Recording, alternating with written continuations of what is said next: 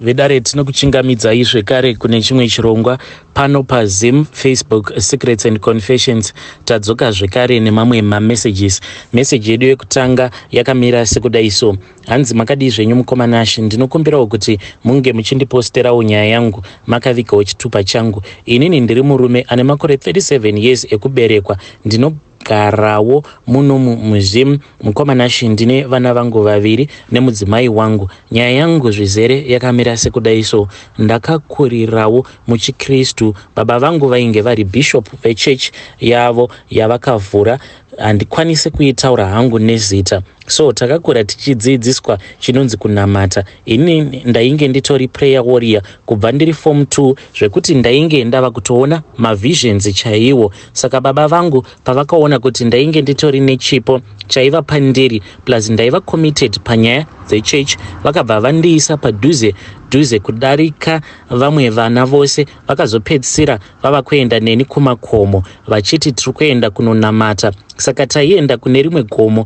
ririko uko kwaMutoko uko. Saka taiti kana tichinge tasvika kugomo uku taizopinda mumapako tichinonamata tirimo imomo. Zvakazoitika mukomanashi, taiti kana tikapinda mubako kuma 12 midnight taizobuda na 3 am.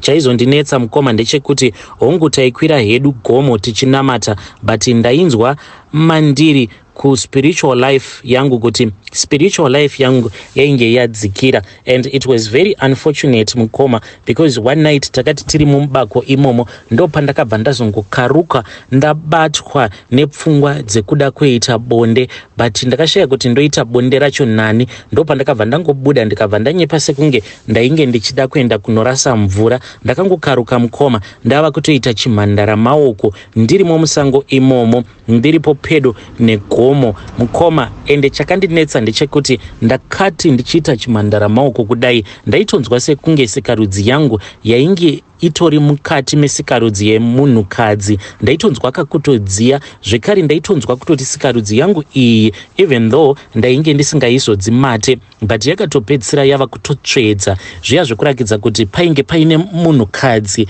ainge akamira kumberi kwangu, uyo wandainge ndichiita bonde naye. Ende mangwana acho takazoti taburuka mumugomo, pandakazowanawo mukana wekuti ndinge ndichizvidongorera mubhurugwa ndichiburitsa sikarudzi yangu, ndakabva ndaona kuti sikarudzi yangu yainge yakazara zvimwe zvinhu zvichena. Nanhasi uno mukoma, zvinhu zvichena izvi zvinotoramba kutobvapo pasikarudzi yangu. Zvinhu izvi mukoma, izvo zvazvakaita zvakangozara kudai pazasi pesikarudzi yangu, zvekuti kana ndikaita bonde nemunhukadzi kana ndikasamurakidza sikarudzi yangu, hapana chaanoona kana kufila. Zvinhu izvi ndinotoshaya kuti zvingabviswa nei. Ndakatombozama kuendawo kuna chiremba, vakandiudza kuti zvinhu izvi zviri normal. Kune vamwe varume vanotongozvarwa vakadaro, but inini manje handina kuzvarwa ndakadaro. Zvinhu izvi zvakazotobuda mushure mekunge ndaita bonde ndirimo mugomo imomo, ndichiita bonde ndiri ndoga, ndichizvifadza ndiri ndoga, but ndichidzwa kuti ndaiva nomwe munhu uyo ainge amire kumberi kwangu wandaiita bonde naye. Mukoma, spiritual life yangu yakadzikira. Ndainge ndichitonzwa kuti ndine rimwe simba riri kuda kutora ushe mandiri semunhu uya ari kuda kupindwa nedhimoni. So zvose izvi pazvakatanga kuitika, not telling my father about that thing that I did, izvo zvemasturbation, but ndakangoudza baba vangu zvandainge ndichinzwa muspirit mangu, sezvo vainge varivo spiritual director wangu, plus ndainge ndichivimba zvikuru sei nababa vangu. Asi vakandipindura kuti wava mune chimwe chiyero chemweya chepamusoro-soro. Saka ndakabva ndateerera semunhu ainge achangokura muzvinhu zvemweya. Ndakazoti ndapedza O level, baba vangu vakazonditora ndokubva vaenda neni kumusha kwedu. Then mukoma, tikabva tazoenda kune rimwe gomo. Gomo iri rinonzi Chidambwe, rine ninga yakadzika mukoma, zvekuti hautoziva kwayakaperera kuti ndekupi. Takafamba about 2 kilometers tiri pasi muninga imomo. Patakapinda baba vangu vaiti tiri kuenda kunonamata. Tainge tingori 2 chete. saka takafamba mukoma zvekuti ndainge ndava kunzwa kuti mweya wangu wava kuda kupera. Apa tainge tichisangana nezvibheti-bheti nemazizi mubako imomo. Takazoti tasvika panzvimbo pairatidza kuti panogara pachitouya vanhu, painge pakatobatidziwa moto. Asi tichisvika panzvimbo iyoyo baba vangu vakabva vatochinja mukoma. Ndakabva ndatanga kuona minana yainge yava kuitwa nababa vangu. Vakaenda pane imwe altar yaivamo. Altar iyi mukoma yaivaima kudai ichita sekunge iri kuvhenekerwa nezuva. Yaiva nerimwe ruvara rwakaita rwegold chete. Vakabva vapfugama ndokubva vatanga kuita sevari kunamata. Mubako makabva matanga kuita chaiyedza. Mukoma ndakaona zuva, handizivi kuti ndingakuudzai sei, but ndakaona zuva rakangoapia mubako imomo, but zuva iri rainge rakaita bhora diki kudai so, but ichitoona kuti iri izuva. Ndakabva ndatanga kunzwa kutya.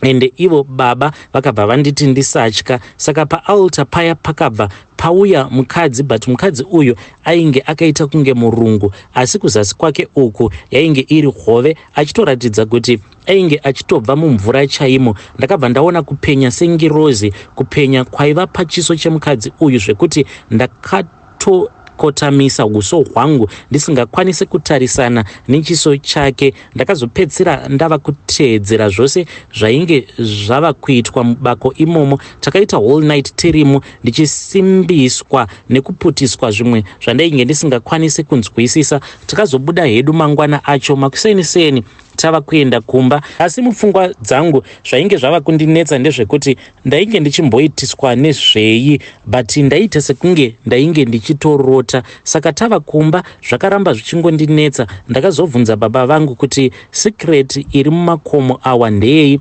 Vakandipindura kuti mumakomo umu munogara mweya yose, kubva kunjuzu, kubva kungirozi dziya dzakadonha dzichibva kudenga. Mweya yevanhu vakafa inogara mumakomo. Midzimu chaiyo inogaramo mumakomo imomo, especially makomo aya anonzi anoyera, munogara mweya yakasiyana-siyana. Vakabva vapfuurira mberi vakati mumapako munogara njuzu hombe dziya dzine masimba ekuita masainzi nemawonders, kana kutorapa nekutoprofita nekukupa masimbawo ekuti ukwanise kutorapa nekutoprofita. Saka mapastors nemaprofets mazhinji hanzi vanotopinda mumakomo kuti vawane simba rekuita minana nekuprofita kumachurches kwavo. Ivo baba vangu vanowanzokuseka vachiti the church is no longer a church but it is a circus, a business to make money. Ndo statement rababa vangu, but vanongotaura zvinhu izvi kana vaineni mukoma. Ndo pavanoti ivo vanenge vachifeel very comfortable because he does not have to hide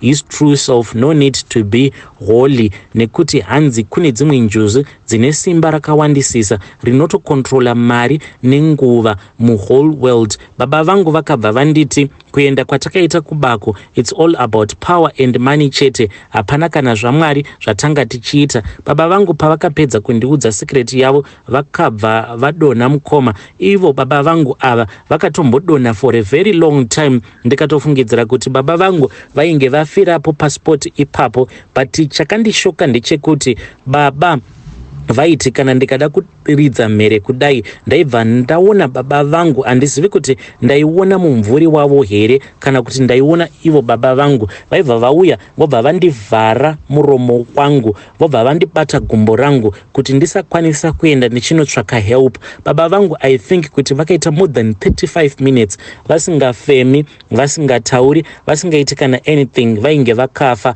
Baba vangu vakabva vazongokaruka vafemeruka kudai ndokubva vatanga kufema zvimwe zvainge vakabva vatanga kufema, asi mafemero acho awo avainge vachiita vaifema zviya zvainge zvichinzwisa tsitsi. Mukoma zvose izvi zvandakaona musi iwoyo ndakanzwa kuti panapa ndava bho. Baba vakabva vanditi ivo vari kunditraina. Chinondirwadza ndechekuti ivo baba vangu vakabva vandiudza kuti before inini ndisati ndazvarwa, hanzi baba vangu naamai vangu vakatomboita a secret child.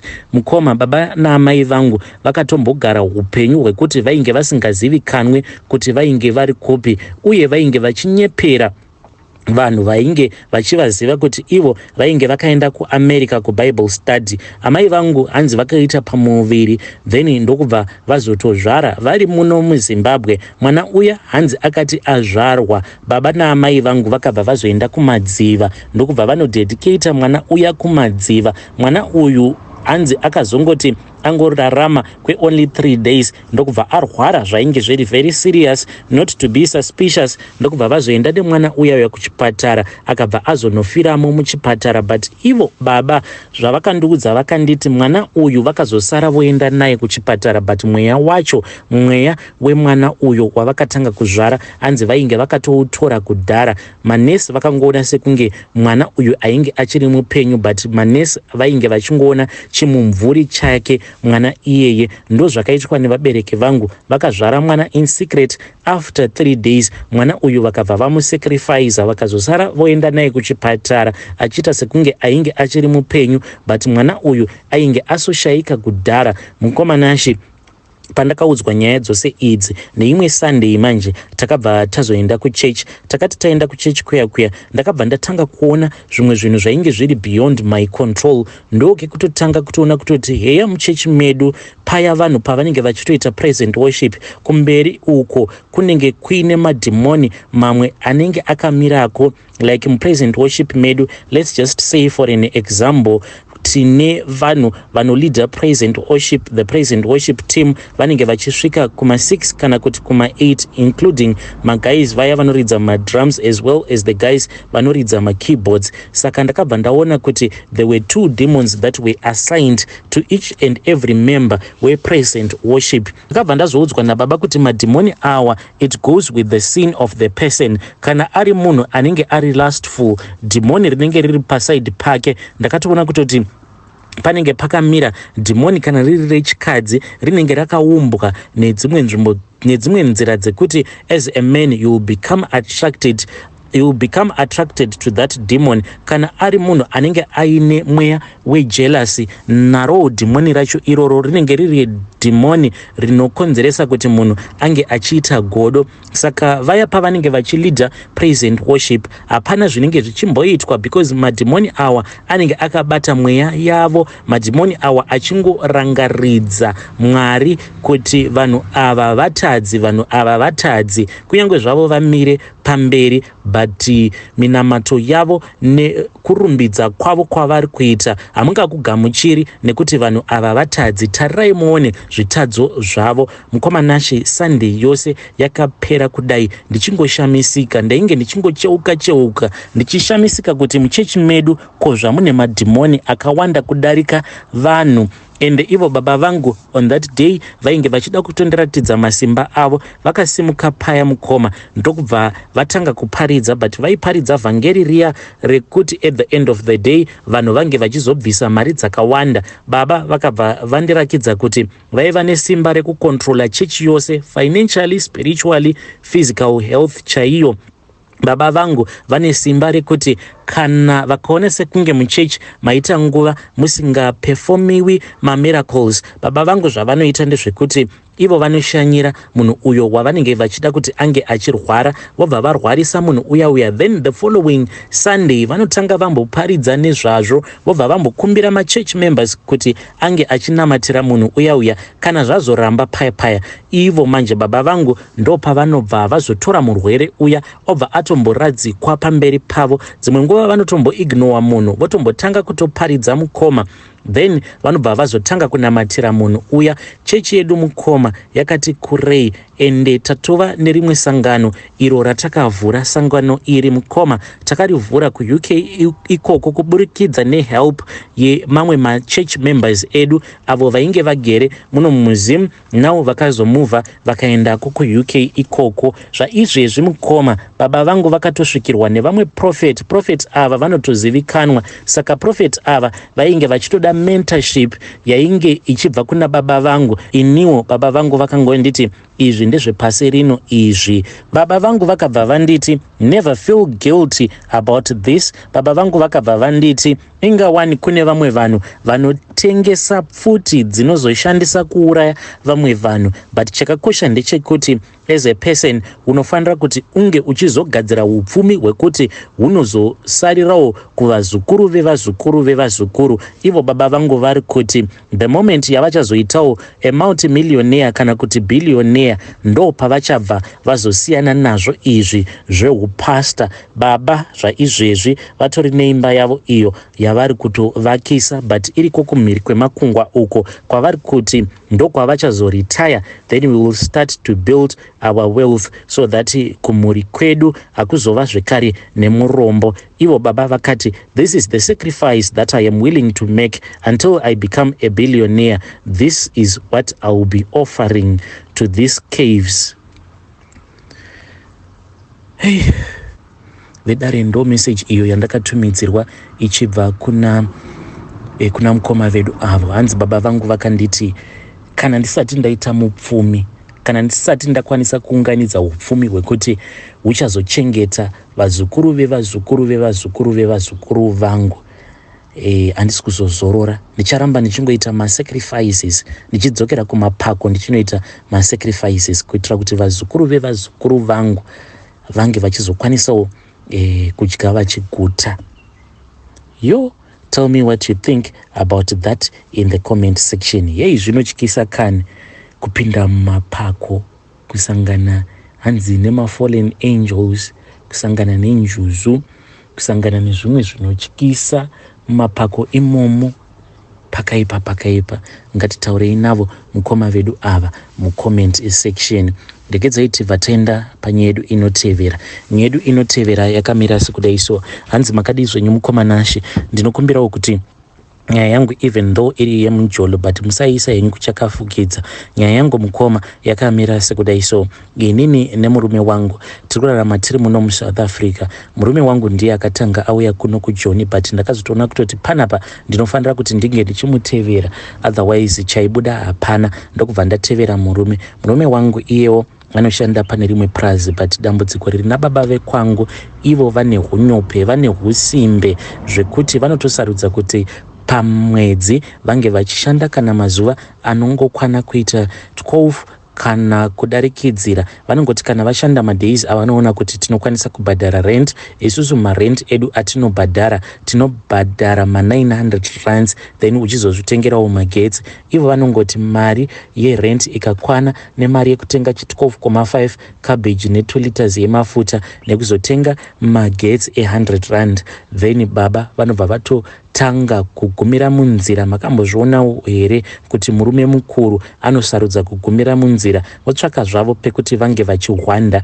pabasa pavo. Zvino vanoshanda zviya zvinonzi no work no pay. Iye murume wangu uyu ndo zvaanoita. Murume wangu haakwanisi kuuya nefull salary. Ndinoti kana ndikataura naye anobva atanga kupopota. Zvino ndakabva ndazotanga kushanda mushure mekunge ndaona kuti mumba mainge mapinda nzara. Saka mukunoshanda umu manje apo pacho pandinoshanda paprazi ipapo, but paprazi apa haparimwi zvapo. Murungu akangozvitengerawo prazi rake, anewo mombe dzake dzaainadzo, but ndedziya mombe dzekuti hadzina kuwanda, dzinongozvipfurirawo zvadzo dzichingopedzawo bundo paprazi. Saka inini paprazi apa ndakasvika paina umwe garden boy uyu kana ndakamutarisa ndinoona kuti munhu anoratidza kuti ane future. Akabva andiudzawo marambaniro aakaita nemudzimai wake, ndikabva ndatonzwawo pain. Saka now I feel as if ndava kutanga kuita mafeelings naye. Shoko akatondisvitsa shoko rekuti anondida,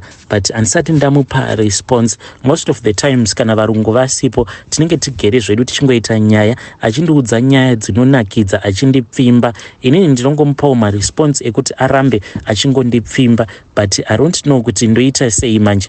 Ndosiyana nenyope yangu iyi here, ndobva ndangoita move on with my life. Uyu ari kuti he knows kuti ndine vana vangu but haana problem nazvo. Akangoti as long as ukazokwanisawo kundizvarira we can be fine. Please ndibatsireiwo. Upenyu hwatava kurarama muJoni uhu hunotoda vanhu vachitoita mushandira pamwe kuitira kuti mukwanise kuvakawo chinobudirira. But wekwangu uyu murume wangu uyu usimbe hwacho hwakamunyanyira. Please ndibatsireiwo. vedare ndo message iyo yandakatumidzirwa ichibva kuna vanzvadzi vedu. Ngativabatsireiwo mucomment section pakaipa yo.